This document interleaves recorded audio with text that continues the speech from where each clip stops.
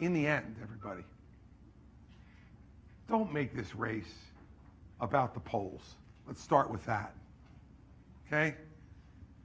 Polls are worth whatever they're worth the day they come out, and the day after they come out, they're worth less, and every day after that, they're worth less. But I'm also a realist. I know I'm an underdog in this race. I know I am. But let me also tell you something. 8 years ago, as I said before, at this time, everybody thought Jeb Bush was going to be the Republican nominee, or maybe Scott Walker. Scott Walker dropped out of the race in September before anybody could vote for him, and Jeb Bush didn't get one delegate.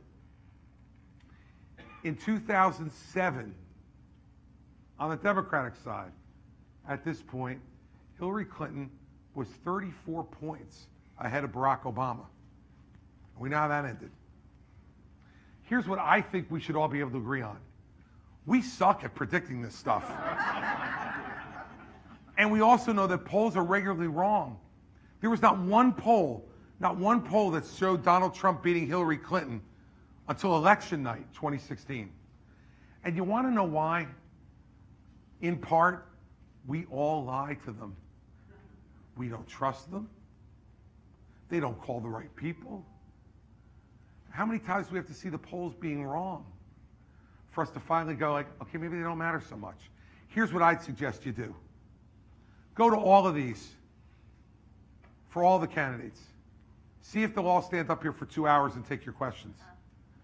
See if they won't make you write them out beforehand so their staff can see which ones they like to answer. See if they'll actually call on anybody randomly and let you ask whatever you want to ask and actually answer your question rather than give their stump speech in response to your question. And then when you do all that, decide in your own mind, who do I want to be president? Who do I think is the best person to be president?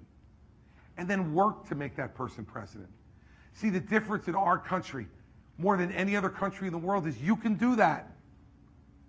You can make the person president you want to be president if you work hard enough to do it and gather others around you to do it. You can. We've had very unlikely presidents. Now, I love history. And I am accused at times by my staff of bringing up arcane, historic things to make a point that I spend too long talking about and that people generally get bored with. So I'm not going to do that tonight, except for this one thing. Don't worry about what the polls say. Don't worry about who the pundits say are going to win. Don't worry about who reporters say are going to win. Decide who you want to win.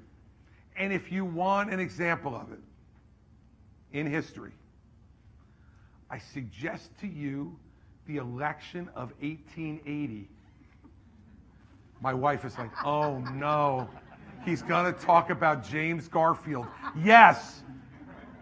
I don't know if any of you really know James Garfield, but James Garfield went to the Republican convention in 1880 as a senator from Ohio, and he was there to place in nomination the name of Senator Sherman from Ohio to be president.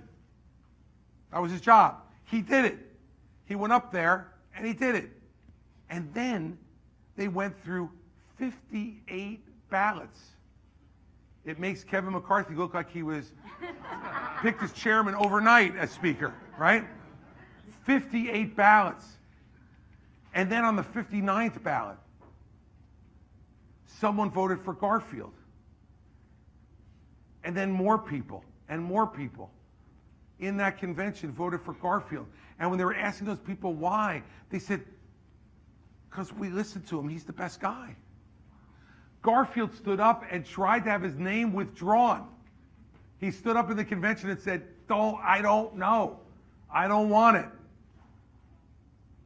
And they voted for him anyway. And he beat Ulysses S. Grant for the nomination for president, and then was elected president in 1880. Because the people in that room, and you in South Carolina, are the people in that room in Chicago in 1880. We don't have those closed rooms anymore. the smoke-filled rooms where people get in there and the insiders pick who the guy for president is going to be. You do it. You're the people in that room. You get to decide not who the pollsters say you should pick, but who you want. That's why I'm here. That's why I'm going to keep coming back. And that's why I'm going to work for every vote I can get here in South Carolina. Tonight is the beginning of that. We've just started. We're from New Jersey. We're like gum on the bottom of your shoe. We don't go away. I want to be your president. I thank you for your questions and for all of the attention you paid to me tonight. And I'll be back again. I thank you for coming. Take care.